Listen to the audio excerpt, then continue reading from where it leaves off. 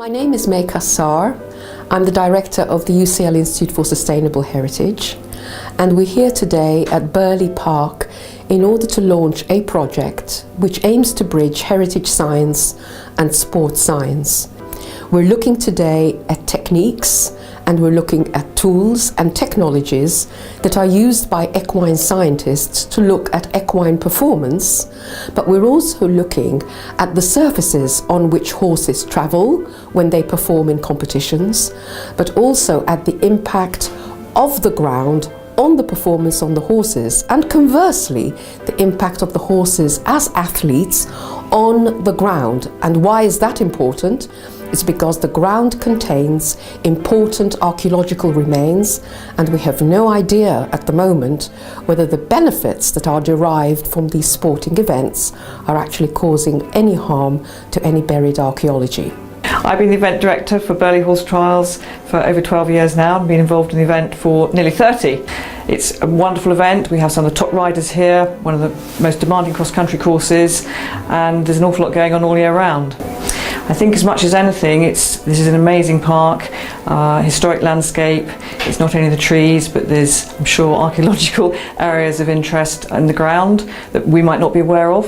It's a question of balancing the horses' requirements for a safe, happy competition, and also what we need to look after for this beautiful historic estate. So Centaur Biomechanics is a company which specialises in the performance of the horse and the rider, and we employ state-of-the-art equipment to look at how the horse moves.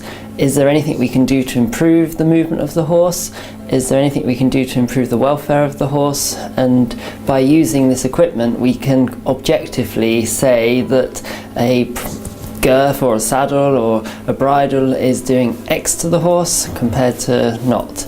And that's really our main role, and we work with riders, horses of all levels across the country in trying to optimise their welfare, soundness and performance through education and science. I'm Neil Linford, I'm from Historic England, and I'm coming really to talk a little bit about geophysics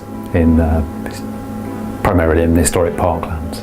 I'm fascinated by all of Russell's instrumentation and how he's collecting his data and how he's deriving those measurements, and that was something I was really new to me, and really, as somebody who likes tinkering with equipment, that was something that was very, very interesting, and it was lovely to see some nice graphs as well, so that's always really good, so it was really interesting, and the way he tied it up so nicely with the actual issues of performance, and particularly the welfare of the horses, I thought was really interesting. So really talking a little bit about the geophysical techniques that we can apply, and showing some examples, and being careful to include the limitations that we should place on geophysics, and where they maybe can't answer some of the questions that Russell's asking from his research, and where there might be some